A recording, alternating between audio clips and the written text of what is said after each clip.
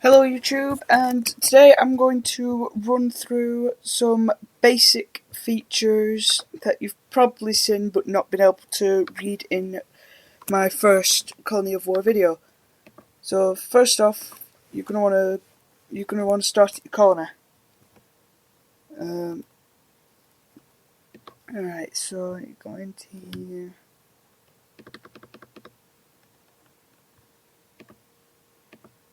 Right, so here's your concert hall. You get this is like the last building you get, so don't expect to be able to get that quickly. Here's your 5 resources. Here's your 3 basic ones. That one's used. It does use the least. Gas is used like the second least. Metal is most commonly used, so you want to keep that quite high. As you can see, it's very low here. And you've got your antimatter and salt. These two you cannot produce in your colony. So you've got to mine, kill, farm with the players, whatever you can do to get that. You've got your tax, which I've already collected. You've got your tech capsules, shop, and eco. As you can see here, I have a bit of Encash, but I'm not using it. I'm saving it for something else. And once a day, when you're level 15, you can get a free capsule, which is pretty much real rubbish for my level, really, but don't help for some level 15. And here's all of your buildings. You've got your metal fusion reactor, which gets your metal, gas fusion reaction, which gets you gas, ether fusion reactor, which gets you ether. You've got your resource repository, which allows you to store all of your resources and move them. That's a very helpful thing to have. You've also got your colony hall, which is where you do most of your stuff, so you want to build that first. You've also got your power plant, which reduces your fuel consumption. You've got your research centre, which allows you to research things. You've got your unit factory, which allows you to build your very own units at a cost of only resources. You've got your barracks, which allows you to build an army to help you defend your colony or attack people. You've got your apartment, which allows you to get more citizens, which gives you more tax, and it increases your tax amount by 1%. You've got your hospital, which also helps increase the amount of citizens in your colony, and it also increases your daily tax as well. So that's a helpful thing to have. And also you've got your concert hall, which gives you all your concerts, which are quite helpful. Then you've got your researches. As you can see, you've got weapon enhancement, you've got grinder, and you've got your quality augmentation. That's just from opening this menu. Now if you go to your research centre, you get all these 9 researches. I'm not really going to run through all the researches because it's pretty much a waste of time, really.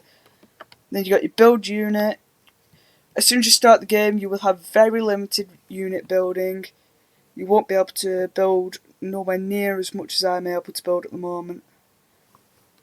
So as you can see, you can get GO1s, Motorwagen Gammas, all that lot. And while we're in the unit section, I'm going to walk you through basically what everything means. So your unit model allows you to, basically specifies which weapons you can equip for it. You've got your HP, which pretty basic really, you don't really need to run through that. EN is used for particle type attacks. You'll run into them first at about level 25, and then you'll in Kerberos, and then you will run into them quite frequently later, I believe. Then you've got your attack types. Your attack type basically specifies what type of attack that unit does more damage with. There's 3 different types of attacks. There's a general attack, there's clash attacks, and there is particle attacks. Clash attacks are basically the best ones to use. They're generally close combat. There is a few long range ones, and they don't cost anything. You've got general, which costs ammunition, which is pain to get sometimes, and you've got particle, which costs CN, which again pain to get. You've got your attack, which basically tells you how much attack you can do. how much damage you can do. You've got your defense, which controls how much damage you take. You've got your weapon slots, which is always one primary, and then all the rest are secondaries. So this unit can have one primary and two secondaries. Maximum speed is how fast your unit will go. Your fuel will specify how far it can go. Fuel consume rate basically says how quickly it will go through that fuel. Sight range, how far you can see. Loading capacity, how many resources you can get into unit. Leadership abilities for colony war. And your buff is also for colony war. So if you look a bit further, there's a few different types. You've got repair, you've got Troy, you've got mortar. There's loads of different types. So yeah.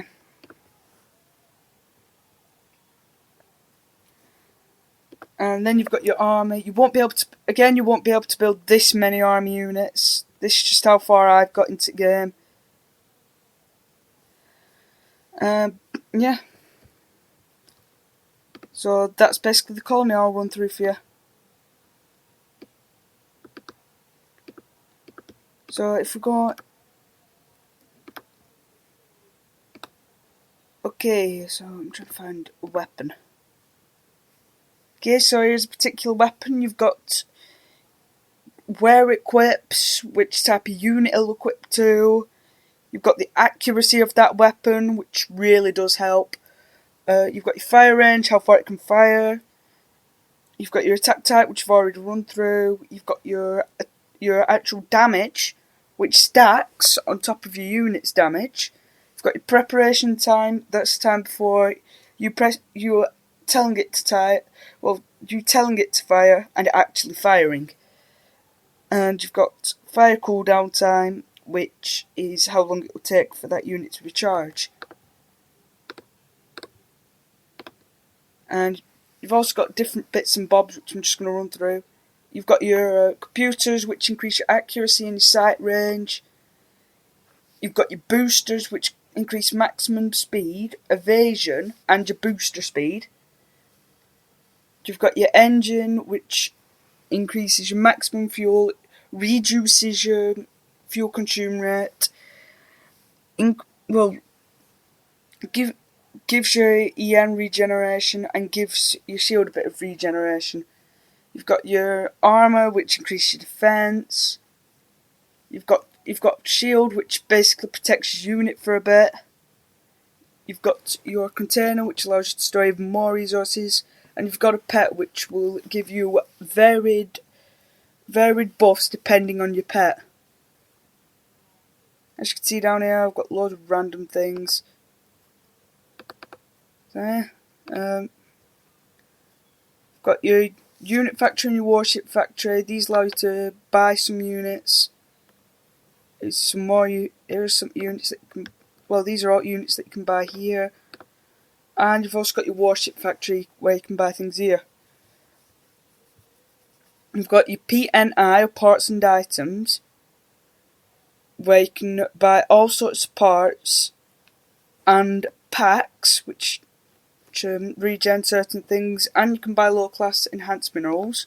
You've got your weapon factory, which gives you weapons and bullets. You've got your STC where you can buy everything, but it's kind of random because other players have put things up. And then you've got your governor headquarters, which allows you to buy units, but the twist is you've got to pay in achievement certificates, which are earned by winning a colony war. You've also got weapons again, bought by achievement certificates, and you've got to have the sufficient R rank. And you've also got a few containers. Then you've got your station government, where you can get an extra tech capsule and some extra tax. There's also a place called UDA. Basically what UDA is where you can trade in your medals to buy all sorts of different stuff. And yeah, so that's it for a rerun through. I'll see you later.